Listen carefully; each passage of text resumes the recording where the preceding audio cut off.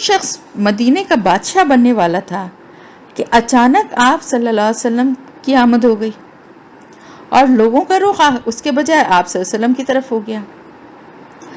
تو اس کے دل میں یہ احساس پیدا ہو گیا کہ آپ صلی اللہ علیہ وآلہ وسلم نے اس کی بادشاہت اس سے چھین لی اور اس نے اپنے دل میں آپ کے خلاف سخت عداوت چھپا لی اور اس عداوت کو سینے میں لیے ہوئے وہ بظاہر مسلمان بن کے مسلمانوں میں شامل ہوتا تھا لیکن در حقیقت دل سے ان کا دشمن تھا. تو اب یہ دیکھیں کہ شروع میں تو وہ شرک پر قائم رہا اور اس نے ایمان نہیں لایا، لیکن جب جنگ بدر میں اس نے دیکھا کہ حالات اب موافق نہیں ہیں اور مسلمانوں کو ایک طرح کی فتح اور بالادستی حاصل ہو رہی ہے تو اس نے بظاہر اسلام قبول کر لیا، لیکن اندر سے وہ ابھی بھی کافر ہی تھا. اور جب کبھی بھی اسے آپ صلی اللہ علیہ وسلم اور مسلمانوں کے خلاف کسی بھی قسم کی شرارت کا یا نقصان پہنچانے کا موقع ملتا تو وہ ہرگز نہیں چکتا تھا. اب یہ دو ہو گیا گروہ. تیسری قوم تھی یہود کی، جیسا کہ میں آپ کو بتا چکی ہوں. اب ان لوگوں کے اوپر کیونکہ وہاں سے بھی نکالا گیا تھا، پہلے مصر سے نکالا گیا، پھر روم سے نکالا گیا اور یہ ظلم اور جبر ان کے اوپر بہت ہوا اور پھر یہ آ کر یہاں پناہ گزین ہوئے. یہ در حقیقت عبرانی تھے، یعنی وہی جو فلسطین سے جو بنی اسرائیل جو نکلے تھے وہی تھے یہ. لیکن یہاں پر آنے کے بعد اور اتنا عرصہ یہاں رہنے کے بعد ان کے طور طریقے، ان کی زبان، ان کی وضاقتہ سب چیز عربی رنگ میں رنگ گئی تھی. یہاں تک کہ انہوں نے اپنے قبیلوں کے لوگوں کے نام بھی عربی انداز میں رکھنا شروع کر دیے تھے. ان کے اور عربوں کے آپس میں رشتے بھی قائم ہو گئے تھے. لیکن ان سب چیزوں کے باوجود، جیسا کہ میں نے آپ کو تفسیر کے دوران بھی بتایا تھا کہ یہودی ہمیشہ اپنی عصبیت برقرار رکھتے تھے، نسلی عصبیت جو تھی، یعنی ہم سب سے برتر ہیں. عربوں کے ساتھ رہتے ہوئے ان کا رہن سہن، ان کے طور طریقے تو اپنا لیے تھے لیکن ان میں مکس نہیں ہوتے تھے، بلکہ ہمیشہ اپنے بنی اسرائیل ہونے پر، اپنے یہودی ہونے پر، اپنی قومیت پر فخر کرتے تھے. عربوں کو انتہائی حقیر سمجھتے تھے، یہاں تک کہ انہیں امی کہتے تھے، جس کے نزدیک ان کا مطلب یہ تھا کہ جاہل، وحشی، پسماندہ، ذلیل، اس طرح کا وہ حقیر سمجھتے تھے. ان کا عقیدہ تھا کہ عربوں کا مال ان کے لیے مباح ہے، یعنی وہ کھانا ان کے لیے جائز ہے، جیسے چاہیں کھائیں. چنانچہ اللہ تعالیٰ کا ارشاد ہے قرآن میں کہ انہوں نے کہا قالوا لیس علینا فی الامیین سبیل، انہوں نے کہا کہ ہم پر امیوں کے معاملے میں کوئی راہ نہیں، یعنی امیوں کا مال کھانے میں ہماری کوئی پکڑ نہیں ہے. تو ان یہودیوں کے پاس تو اپنا تو کچھ اب باقی رہا نہیں تھا، جو نہ اپنے کتاب کے مطابق اپنے دین پر عمل کرنے والے تو وہ تھے نہیں. اب کیا رہ گیا تھا ان کے پاس؟ فال نکالتے تھے، جادو، جھاڑ پھونک، اور اس برتری میں مبتلا تھے کہ ہمارے پاس کتاب ہے. تو لوگ بھی ان سے مروب رہتے تھے اور الٹی سیدھے باتیں اور نئی نئی دین میں باتیں اور فیصلے کرتے تھے اور اس کو اپنی کتاب اور اللہ سے منسوب کرتے تھے. اب وہ ہوتا کیا تھا، میں یہ پوری آپ کو ہسٹری اس لیے بتا رہی ہوں کہ معیشت کو نقصان پہنچا کیسے. یہودی جو تھے وہ ہمیشہ سے دولت کمانے کے فن میں بڑے ماہر ہیں، پہلے بھی تھے اور آج بھی ہیں، اور وہ تاجر تھے. غلے، کھجور، شراب اور کپڑے کی تجارت انہی کے ہاتھ میں تھی. غلے، کپڑے اور شراب کو یہ درآمد کرتے تھے اور کھجور کو برآمد کرتے تھے. اس کے علاوہ بھی ان کے مختلف کام تھے جو وہ کرتے تھے، اور وہ جو بھی ان کا تجارت کا مال آتا تھا وہ عربوں سے اس میں دگنا تگنا منافع لیتے تھے. یہ تو ایک طرح سے فائدہ تھا، لیکن اس کے ساتھ ساتھ وہ سود خور بھی تھے، اور اس لیے وہ کیا کرتے تھے، جو عرب کے شیخ تھے اور سردار تھے ان کو سودی قرض کے طور پر بڑی بڑی رقمیں دے دیتے تھے. اور جیسا کہ ان کے دور جاہلیت میں ان کے یہاں کیا تھا کہ نام و نمود کے اوپر بڑے بڑے پیسے اور بڑی بڑی چیزیں خرچ کر دیا کرتے تھے، یہ سوچے سمجھے بغیر کہ آگے کیا ہوگا. مثلا کسی شاعر نے کوئی کسی کی خوشامد میں، کسی کی تعریف میں کوئی قصیدہ یا وہ پڑھ دیا تو انہوں نے بھائی اس کو اتنے لاکھ یا اتنا دینے کا وعدہ کر لیا. اب وہ کہاں سے آتا، وہ پیسے ہیں نہیں، تو کیا کرتے تھے، یہودیوں کے پاس اپنی زمینیں، اپنی کھیت باغ وغیرہ جو ہیں وہ گروی رکھوا دیتے تھے. اب یہود کیا کرتے تھے، سود بھی وصول کرتے رہتے تھے اور چیزوں پہ بھی قبضہ آہستہ آہستہ کرنے لگتے تھے. ایک یعنی اصل رقم اپنی جگہ ہے، سود ادا ہوتا رہتا تھا، اور سود دینے میں کبھی نہیں دے پائے یا کوئی اور خرچہ آ گیا تو اس پہ قبضہ کر لیتے تھے ان کے کھیت یا باغ. تو اس طرح سے ایک تو یہ ان کا طریقہ تھا. دوسرا کیا تھا؟ بڑے سازشی تھے اور جنگ کی آگ بھڑکانے میں، فساد پھیلانے میں بڑے ماہر تھے. اور یہ کیا کرتے تھے؟ بڑی باریکی سے کام کرتے تھے. دونوں قبائل میں دشمنی کے ایسے بیج بو دیتے تھے اور ایک دوسرے کے خلاف اس طرح بھڑکاتے تھے کہ ان کو احساس ہی نہیں ہوتا تھا اور وہ لڑ پڑتے تھے. اس کے بعد ان قبیلوں میں جو جنگ ہوتی تھی تو وہ سالوں جاری رہتی تھی. اور جب یہ دیکھتے تھے کہ جنگ اب تھوڑی ٹھنڈی ہو رہی ہے، معاملہ تھوڑا وہ ہو رہا ہے، تو پھر کیا کرتے تھے؟ پھر جا کے ان کو کسی نہ کسی طرح اکساتے تھے، کسی نہ کسی طرح ان کو پھر ایسی بات کچھ کہتے تھے کہ جس سے وہ پھر بھڑک جاتے تھے اور وہ پھر لڑنا شروع ہو جاتے تھے. اور وہ جنگیں بعض دفعہ کئی سو، ایک جنگ تو بلکہ ان کی 100 سال تک جاری رہی اور کئی سالوں تک جاری رہنا جنگوں کا عام بات ہوتی تھی. ایسے وقت پہ یہ کیا کرتے تھے؟ یہ آرام سے بیٹھ کے عربوں کی تباہی کا تماشا دیکھتے تھے. اور جب دیکھتے تھے کہ کسی طرف سے جنگ جو ہے وہ تھوڑی اس لیے ٹھنڈی ہو رہی ہے کہ ان کے پاس سامان اور اسلحہ اور چیزیں ختم ہو گئی ہیں، تو انہیں بھاری بھرکم سودی قرض دے دیتے تھے تاکہ سرمایہ کی کمی کی وجہ سے لڑائی نہ بند ہو. اس طرح سے وہ دوہرا منافع کماتے تھے. تو اس طرح سود در سود انہوں نے بڑی دولت کمائی تھی. یثرب میں ان یہود کے 3 مشہور قبیلے تھے. بنو قنیقہ، یہ خزرج کے حلیف تھے، ان کا ساتھ دیتے تھے. بنو نذیر اور بنو قریظہ، بنو قریظہ اور بنو نذیر، یہ دونوں قبیلے جو ہیں اوس کے حلیف تھے. بظاہر تو یہ لگتا تھا لیکن یہ سب آپس میں ایک ہی تھے. انہوں نے اس لیے اپنے کو ڈیوائیڈ کر لیا تھا کہ ان کے ساتھ مل کے ایک دوسرے کے خلاف بھڑکاتے تھے اور خود ہمدرد بنے رہتے تھے، خود کبھی بھی شریک نہیں ہوتے تھے. اور اس کے بعد ان کو سودی جو وہ تھے اس پہ بڑے بڑے سرمائے بھی دیتے تھے. صرف جنگ بعوض جو تھی اس میں یہ اپنے حلیفوں کے ساتھ خود بھی شریک ہوئے تھے. اب یہ ظاہر ہے اس سچویشن میں یعنی جب انصار جو تھے ان کی بھی سودی جو اس پہ وہ گاؤں، ان کے کھیت اور ان کی زمینیں، باغ وغیرہ یہودیوں کے پاس گروی رکھی ہوئی تھیں اور ان کو ہر ایک بڑی سودی رقم بھی دینا ان کو ہوتی تھی. تو اس لحاظ سے بھی ان کے حالات اتنے اچھے نہیں رہے تھے، ورنہ وہ بہت خوشحال لوگ تھے.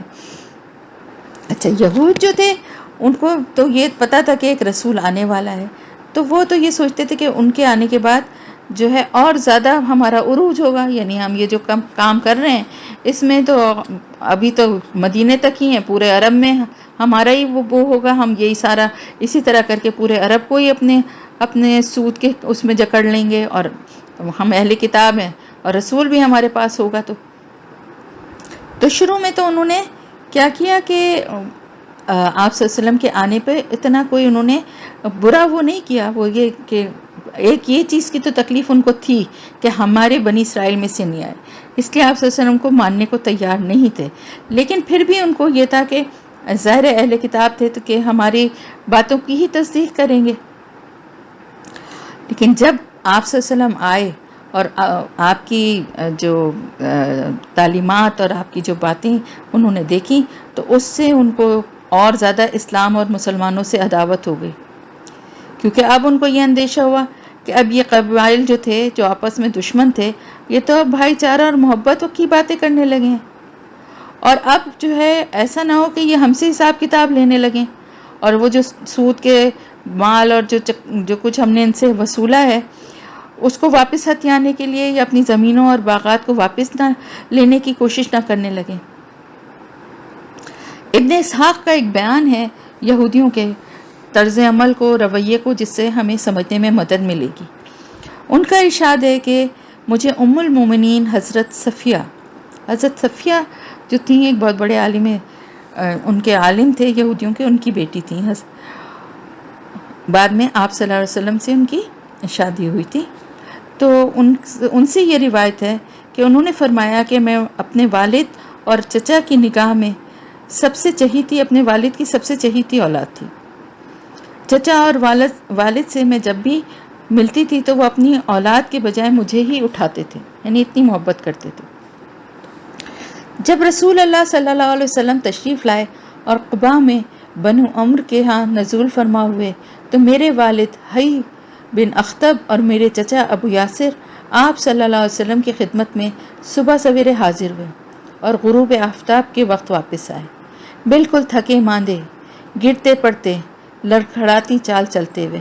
میں نے حسب معمول چہک کر ان کی طرف دوڑ لگائی، لیکن انہیں اس قدر غم تھا کہ انہوں نے میری طرف دیکھا بھی نہیں، پیار کرنا تو دور کی بات ہے، میری طرف توجہ ہی نہیں کی۔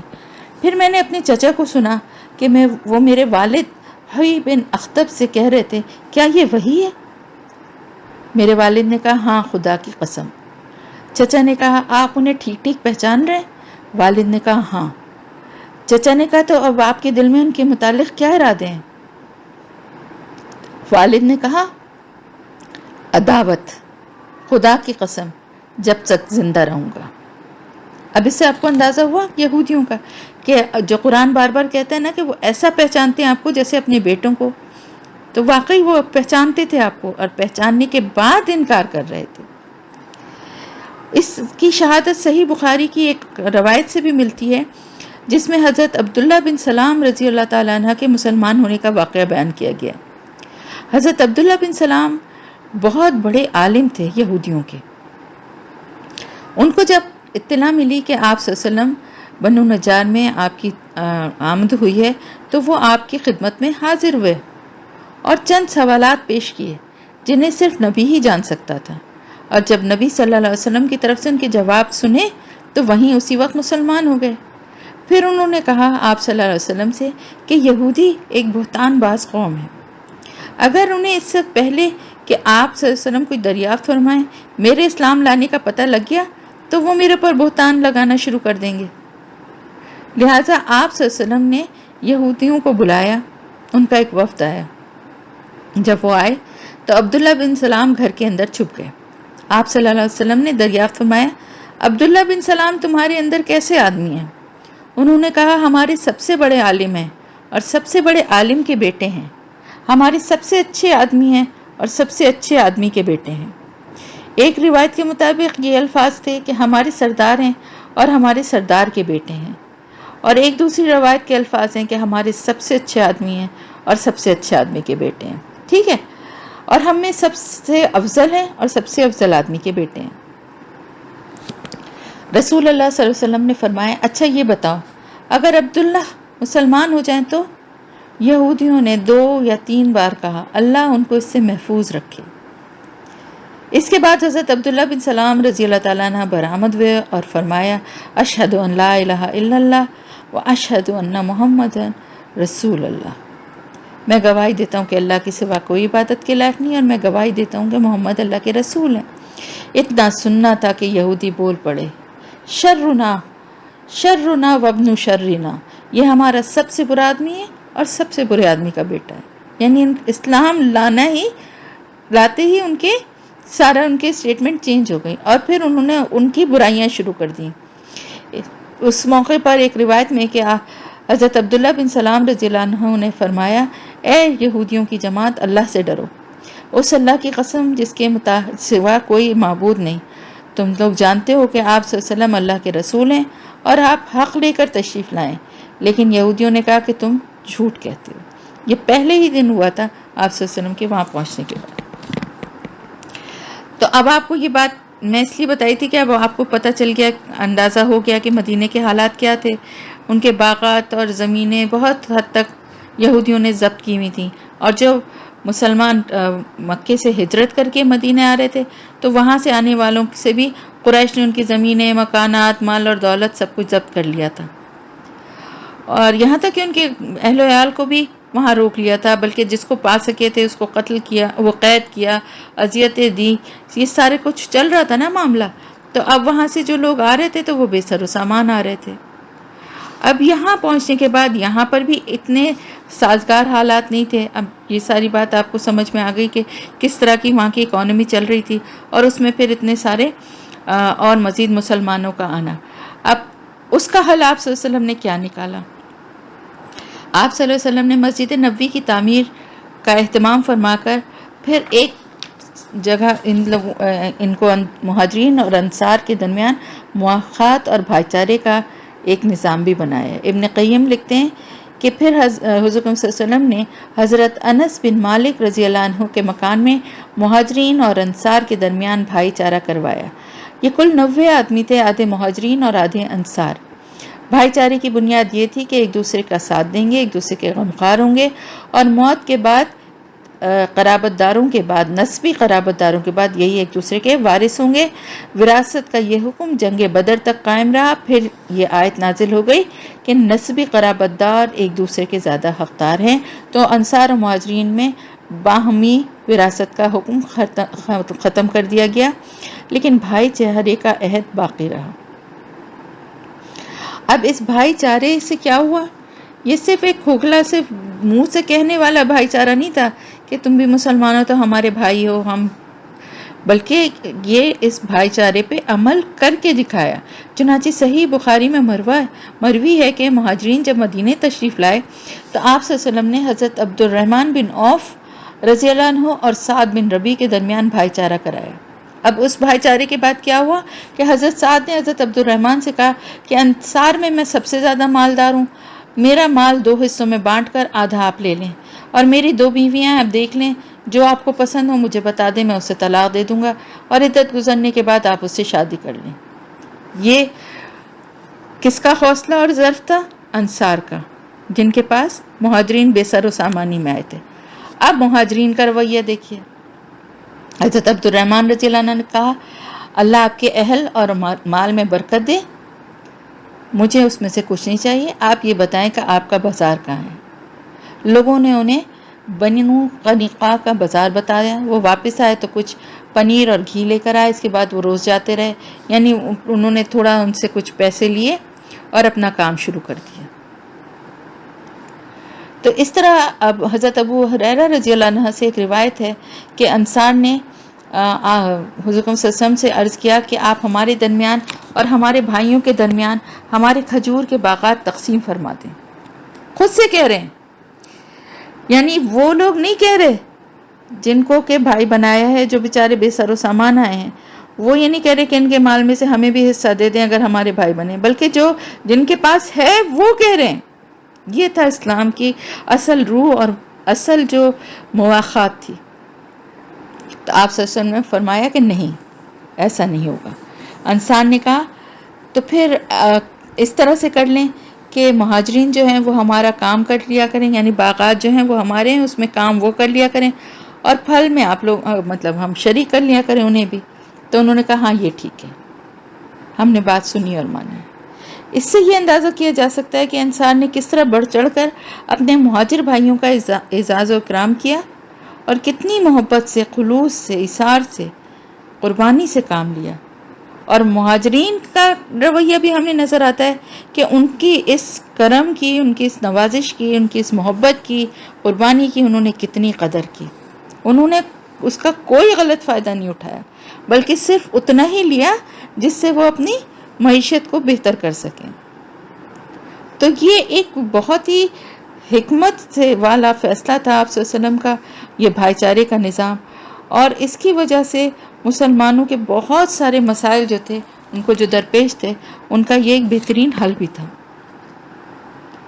پھر اس بھائی چارے کی طرح آپ صلی اللہ علیہ وسلم نے ایک اور عہد و پیما کرایا، جس کے ذریعے ساری جو جاہلانہ دور کی جو بھی دشمنیاں تھیں، جو بھی معاملات تھے، جو بھی قبائلی کشمکش تھی، جیسے اوس اور خزرج کے درمیان میں بتا رہی ہوں نا کہ آپس میں چلتے آ رہے تھے جھگڑے اور یہ سب، ان سب کو کی بنیاد ختم کر دی گئی، اور کوئی جاہلیت کے دور کے رسم و رواج جو ہیں وہ باقی نہیں رکھے گئے، سب ختم کر دیے گئے۔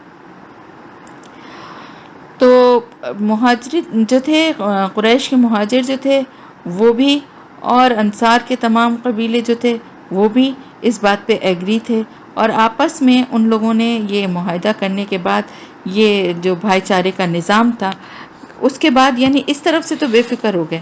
پھر کچھ اور بھی اس کی شرائط تھیں۔ ایک تو یہ کہ سارے مومن جو ہیں اس شخص کے خلاف ہوں گے جو ان پر زیادتی کرے گا، یا اہل ایمان کے درمیان جو بھی گناہ یا زیادتی یا فساد جو بھی کروانا چاہے گا، سب مومنین اس کے خلاف ہوں گے، بغیر یہ دیکھے ہوئے کہ وہ کس قبیلے سے اور کس گروہ سے ہے۔ اور مومنین جو ہیں وہ باقی انسانوں سے ایک الگ امت ہے، اور کوئی مومن کسی مومن کو کافر کے بدلے قتل کرے گا، اور نہ ہی کسی مومن کے خلاف کسی کافر کی مدد کرے گا۔ یعنی کسی مومن کو کافر کے بدلے قتل نہیں کیا جائے گا، اور کسی مومن کے خلاف کسی کافر کی مدد بھی نہیں کی جائے گی۔ اور جو یہودی ہمارے ساتھ دیں گے، ہمارے پیروکار ہو جائیں گے، ان کی مدد کی جائے گی، ان پر ظلم نہیں کیا جائے گا، ان کے ساتھ تعاون کیا جائے گا۔ مسلمانوں کی صلح ایک ہوگی، کوئی مسلمان کسی مسلمان کو چھوڑ کر قتال فی سبیل اللہ کے سلسلے میں مصالحت نہیں کرے گا، بلکہ سب کے سب برابری اور عدل کی بنیاد پر کوئی عہد و پیما کریں گے۔ کوئی مشرک قریش جو تھے ان کو کسی جان یا مال کی پناہ نہیں دے سکتا، اور نہ کسی مومن کی حفاظت کے لیے اس کے آگے اس کو رکاوٹ بنا سکتا ہے۔ جو شخص کسی مومن کو قتل کرے گا اور ثبوت موجود ہوگا، اس سے قصاص دیا جائے گا، سوائے صورت کے کہ مقتول کا ولی جو ہے وہ راضی ہو جائے۔